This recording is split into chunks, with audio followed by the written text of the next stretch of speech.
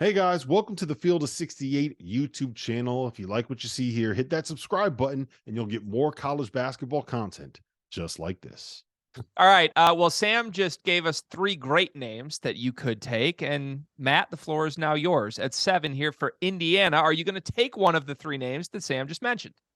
Well, looking at Indiana's roster, I mean, they've got a nice, core unit of young guys, built around Halliburton. Mathurin really had a, blowout rookie year. And then Nembhard, I mean, really surprised everybody. And, so I think that, from a fit standpoint, Taylor Hendricks intrigues me here. But similar to what I did with the Detroit pick, I'm going to go with Asar Thompson. I just think he's the best talent here. And I just don't think the Pacers are at a point now where they could, overlook a guy with that kind of upside. And just that, the character, the approach on top of the talent and raw athleticism. So going with Asar Thompson. Is there a chance that he sneaks up in the draft? Like, obviously, our draft just played out the way it did. But, there's talk of his brother going as high as, 4 in this draft? That's sort of the expectation, although he may fall. What's the highest you could see Asar going? One thing I'm juggling is the Houston pick at 4. I mean, there's a lot of rumblings that it's between Amen and Cam Whitmore. If it ends up being Whitmore, I mean, I think there's a chance that the Thompson twins could slip to possibly 7 and 9. I'm monitoring that pretty closely. It's really potentially creating a dramatic domino effect depending on what Houston does. Wow. Okay. Jonathan, what would you have done had you been in Matt's spot here at 7? Would you have gone Asar? I think so. I do. And I'm looking at some of the other guys on the board. I'd be enticed by the idea of putting athletes like Asar and Mathurin on the wings right next to Halliburton. Like, that's just like a fun 1, 2, 3 lineup right there. And I guess if there's one knock on Halliburton is that he doesn't have that burst to blow by. And then you put Mathurin and Asar next to him. I mean, to me, that's a fun lineup with a lot of upside. I think I would have made the same pick. Okay. Goodman, you're our college expert, obviously, here. I mean, Rob's also on the call, but we're going to call you our college expert here. Oh, it's good. I like that, Greg. So you get a raise for that. So, I'm curious with these overtime elite guys, right? Like, had the Thompson twins played in college, do you think that shifts where they are perceived value-wise in this draft? Probably a little bit. I mean, I do think a little bit. I mean, again, there's just it depends. I don't think they would have been exposed in college. Let's put it that way. I don't think their numbers would have been any worse. Shooting the ball probably would have been about the same, but they would have gotten a whole lot more play in terms of exposure, the freak athleticism. But I don't think it would have changed that much. They are what they are. They're great athletes. They're high character guys, high upside, all of that. The biggest question is, can they be above average shooters? Yeah, Goodman, the hype would have been crazy for them because there would have been so many viral highlights from them. Someone was going to get put on a poster, and that would have gone everywhere. We now have Matt on the clock, who it seems like you've been waiting about 45 minutes to make a pick here, Matt. There's been some big names sliding. I'm Blame curious. it on Dagan. We'll That's take all one. Dagan and him giving. Hey, we will never badmouth the great Dagan Hughes on this show. Matt, for the Pacers at 26, what is the pick? Well, keep in mind, I have 3 first-round picks for the Pacers tonight, and they have an early second-round pick. And what's interesting, they have 4 picks, but only 3 roster spots available. So they probably won't be keeping all these picks. But in this case, I'm actually really excited about the pick. I think Chris Murray is a perfect fit here. Fits what they have in place, a stretch 4, essentially a poor man's version of his brother. I got to spend some time with him at Damian Lillard's Formula 0, and what a great kid. I think he's a kind of guy you can put on any team. Really fits the modern NBA of just playing the right way and being able to stretch the floor. So like I said, I think it's a great fit and a pick I'm excited about.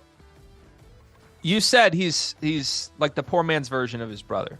The big question to me is, does poor man's version mean he's 90% of what we saw with Keegan this past year, or does it mean 50%? Where would you guys lean on that?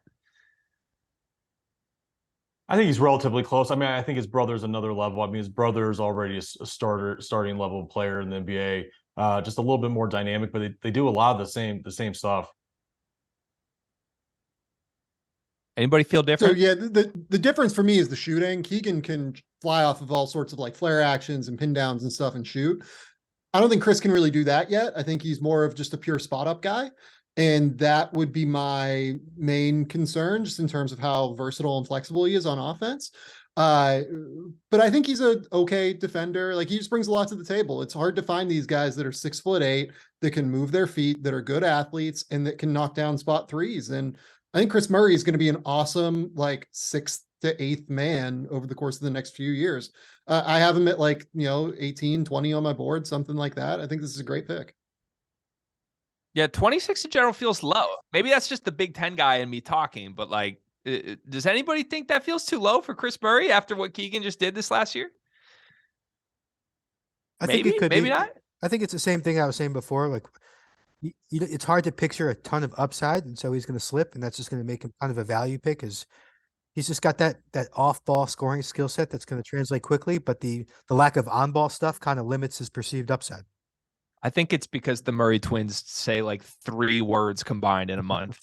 Like that's just not fun to talk about. So they Can we have one of them replace Jeff Goodman on this show?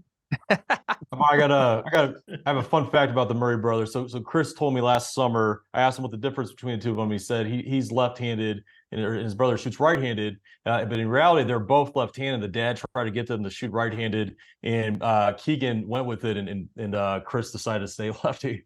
Our partner for today's episode is Athletic Greens. I started taking AG1 during the college basketball season, and I loved the impact that it had on my energy levels. I'm a big coffee in the morning guy, but by the time that the afternoon would hit, I needed another boost. AG1 helped me tremendously, especially on those days when I didn't want to get up off the couch and go hit the gym. Their tagline is AG1 is comprehensive health and the power of habit in one. And man, that could not be more true. It's nearly impossible to eat and drink in a healthy manner in the month of February and the month of March when you are in my business. And AG1 was exactly the supplement that I needed to improve my gut health and cover my nutritional basis for the day. I've continued that into April. I've continued that into May, and I'm going to continue that the rest of the summer. All I have to do is mix a scoop of AG1 with some water or maybe add it into a smoothie, and I'm ready to go. Do it after lunch, and you'll be ready to go for the rest of the day. If a comprehensive solution is what you need from your supplement routine,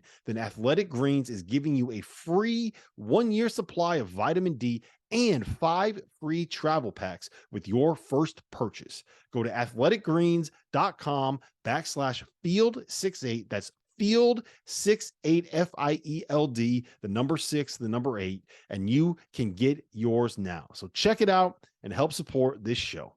Thanks. Okay, we've got 2 picks left in our live mock draft here. We're going back to Matt with his 3rd pick of the night for the Indiana Pacers. So, I already had them taking Asar Thompson, and then I had them taking Chris Murray. So with this, I'm going to do something different. I'll have them take James Najee. And the thought there is it's something that they don't have. And then in this scenario, I try and convince them to do a drafted stash since we don't have roster spots. Just upside big guy, physical specimen. He's just very impressive with his physical tools. Probably a project, but long term could be a guy that could be pretty good. Jeff, what's your biggest concern with James Najee? That he's not related to Zeke Najee. Very fair. I was curious if we'd hear this name called in back to being honest and not trolling Jeff Goodman. 29. I like that range personally. Jonathan, does this feel right? Does this feel too high? What do you think? Yeah, I get it. I mean, there's a couple other guys I might be more enticed by, but at 29, I mean, he's got a high floor, right? He's just look at his body, 6'10", 250. He's playing EuroLeague minutes, and he's holding his own. And as long as you can accept the fact that he's pretty much a finisher, an interior defender, and that's about it, and that's what you need for your roster, I could understand why you take him. He's still 18, I think. So I get the pick. I have no problem with it. Sam? Yeah, I mean, look, there are other picks I would make here. I think Matt is trying to draft solidly for the Indiana Pacers, who can't trade this pick because of the structure of this mock draft, and obviously don't have roster spots in order to roster all of these guys. So, look, I would go with a number of players over James Najee here. I think he's incredibly limited. I worry about any sort of offensive skill set whatsoever outside of run, jump, dunk. But you know, he's a real physical. I think someone called him a physical specimen. I mean, this dude is a freak show athlete. Like, he is a joke in terms of being able to jump and being able to run the court and having the ability potentially to be a. That's what he is. He's a physical specimen. He's the anti-Dauster. I love how Goodman is giving Dauster shit about this. Like, Dauster, like Division III athlete or whatever he was, and here Goodman. Have you just, seen like, his gullet? You've trashing been him. in Australia. You have not seen his gullet lately. Yeah. Yeah. I'm almost as fat as you now. Oh no, that's Jeff. The only bad. thing I would push back on calling Najee the anti-Dauster, per Sam's words, would mean that Dauster is not incredibly limited. So I don't know if we can make that one. You're right. He's super limited. You're right. I don't know. Thank you for watching the Field of 68. If you've enjoyed what you've seen here, hit that like button, share this link with your friends, or check out the description for some other places that you can consume Field of 68 content.